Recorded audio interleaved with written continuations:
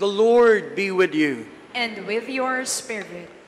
A reading from the Holy Gospel according to John. Glory to you, O Lord. On the evening of that first day of the week, when the doors were locked, where the disciples were for fear of the Jews, Jesus came and stood in their midst and said to them, "Peace be with you." When he had said this, he showed them his hands and his side. The disciples rejoiced when they saw the Lord. Jesus said to them again, "Peace be with you.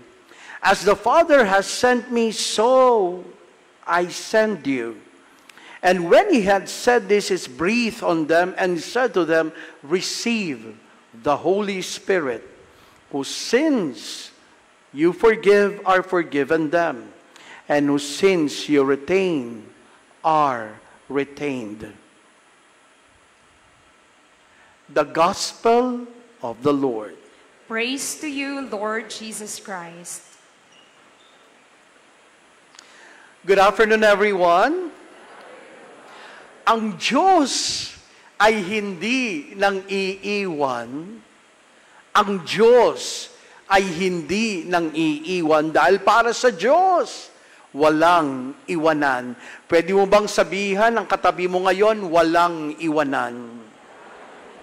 Walang iwanan. I remember when I was on my first year as a priest, as a chaplain of the Sanctuary of St. Paul, there in San Antonio Village. I treat the sacristans whose age were between 6 and 12 years old. Maliliit lang ang mga bata. Anyway, it was December then, so I said to myself, siguro magandang dalhin sila sa Star City. Pumunta kami doon. Sabi ko nga, December, by the way, this is before the fire. Okay? So what do you think? Kapag December ang Star City, maraming tao lang ba? Hindi. Kundi, super, duper, mega Janefs over. Ang daming tao. Almost 1 hour na kaming nakatayo. Wala pa ho kaming nasasakyan. Wala pa kaming napapasukan. So tumingin-tingin ako habang nakapila kami. At alam po niyo, may nakita akong hindi pinapasukan. Saan yon? Horror house. O, di ba? December na December.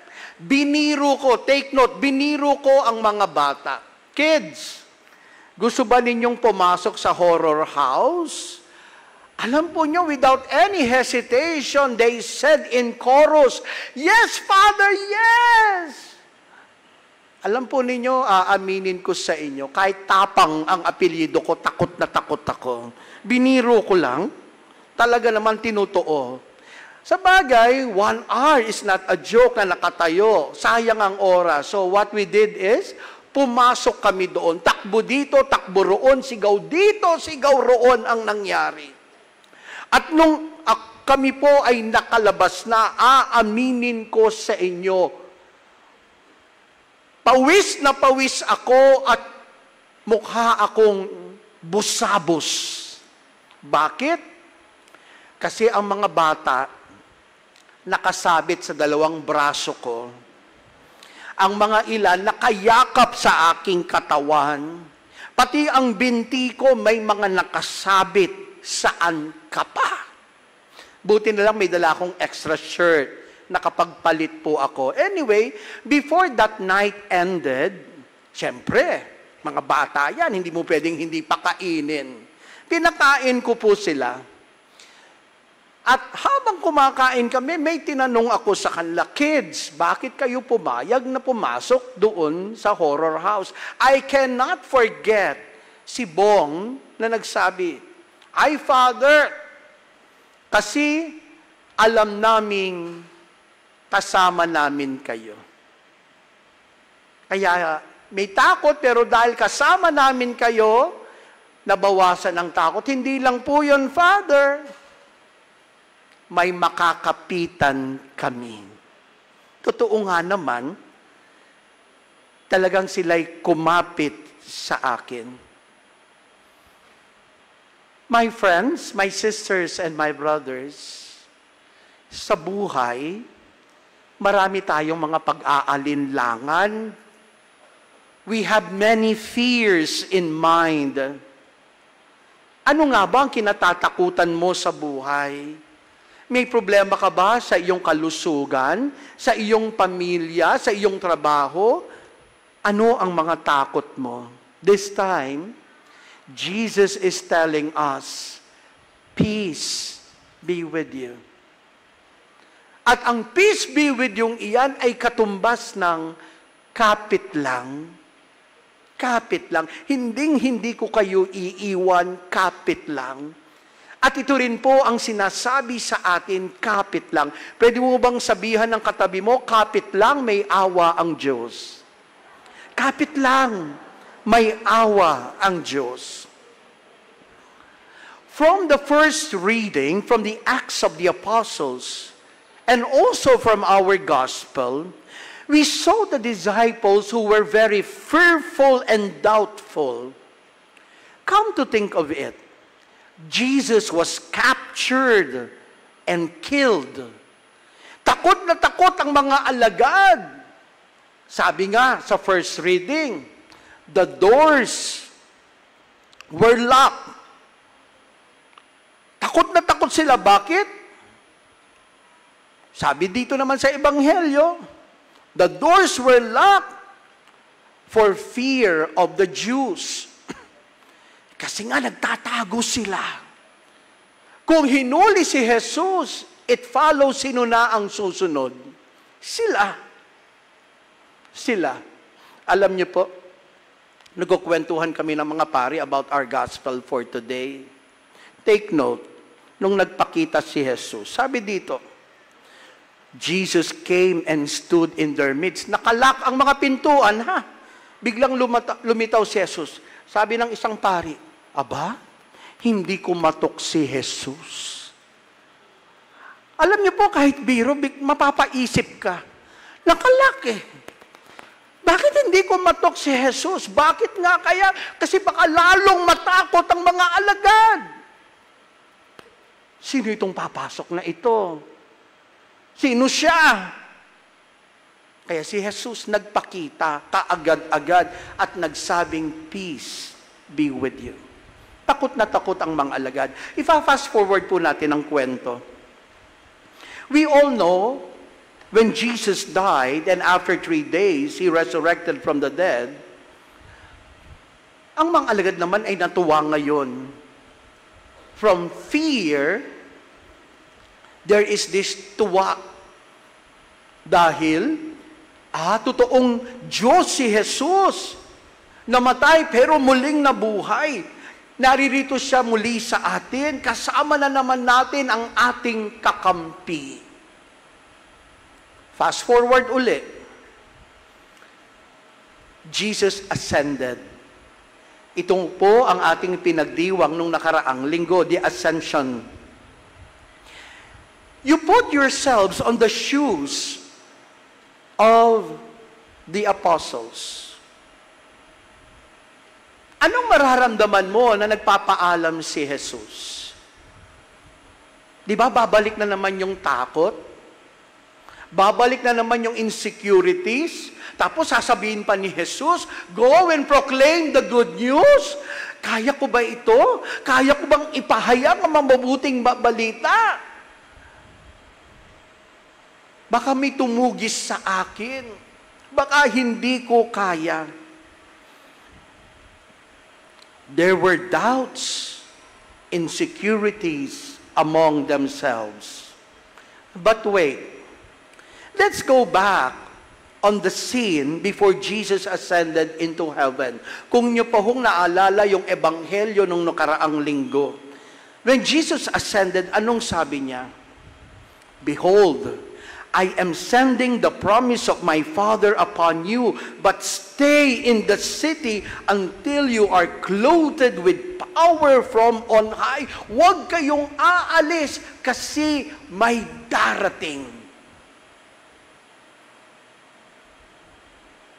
Jesus is not asking the apostles to go immediately and proclaim. Walang ganon. Sabi niya, stay muna kayo. Stay put. Diyan muna kayo. Kasi may hihintayin kayo. At sino ang hihintayin? The Holy Spirit. At dumating nga, ang kanyang pangako ay hindi napako. Nangyayari, nagaganap. Hindi katulad ng iba dyan. Kapag nangako, asa ka pa. Bagamat umakyat si Jesus sa langit, hindi tuluyang iniwan ang mga ito. Naririto at sumasa kanila ang Espiritu Santo na ating ipinagdiriwang naman ngayong araw na ito. My friends, these gifts transforms the disciples of Jesus from fearful men. They became courageous preachers of the good news. And wait, there is more. Sa panahon ngayon, patuloy pa rin ang pagbibigay ng kaloob ng Espiritu Santo.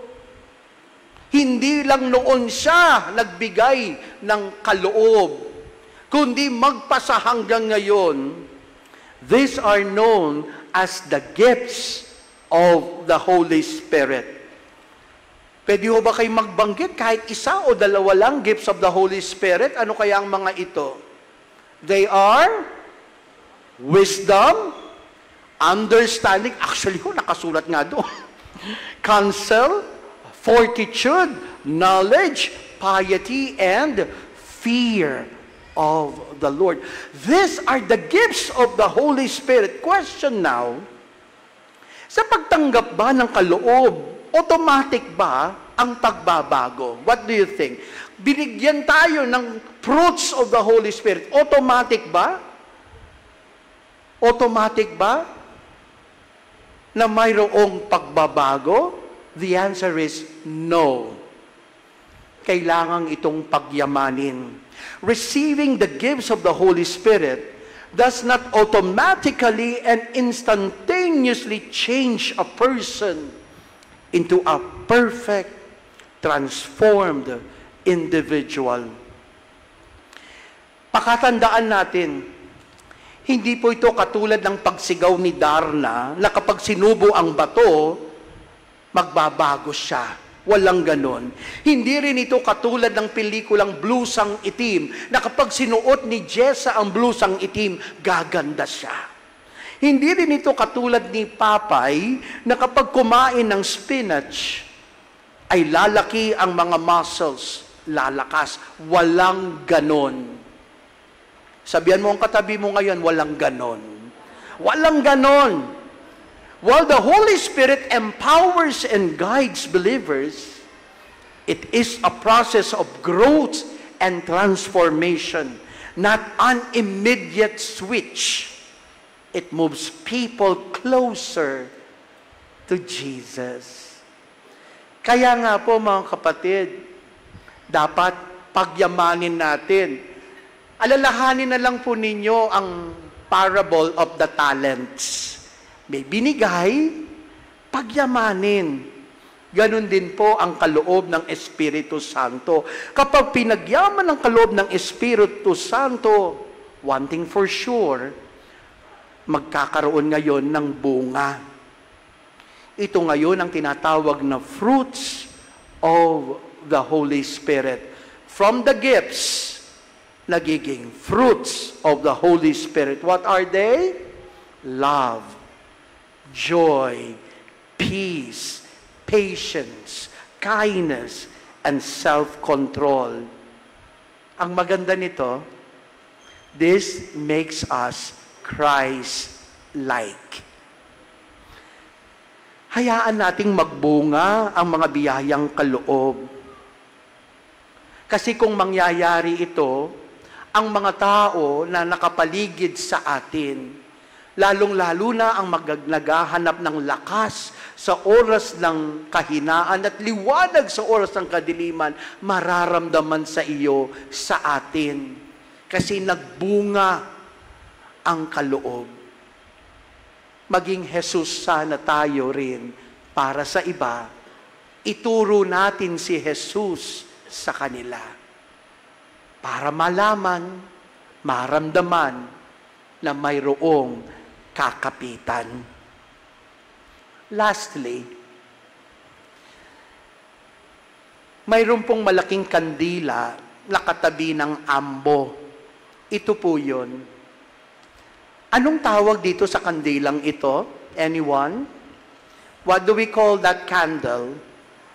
We call it the Paschal candle. Everybody say the word Paschal candle. Again, say the word Paschal candle. Liturgically, as we mark the last day of Easter season, sa last Mass, as we sing the final hymn, the light of the Paschal candle will be extinguished. Papatayin na po. Kung ito ay parokya, kukunin ang Paschal candle mula rito, itatabi sa baptismal font. Kung hindi naman parokya like this, kukunin ng kandila, ipapasok sa sacristy. That is, extinguish, patay ang kandila. That marks the end of Easter. But come to think of it, tunay nga bang namatay ang liwanag? Hindi. Because this time, as we are about to celebrate the ordinary time, ang liwanag ay dapat nasa atin na. Ang liwanag ay dapat nag-aalab sa ating buhay. At dahil dito, patuloy ang liwanag ni Jesus na ating kakapitan. Amen? Palakpakan po natin ang Panginoon.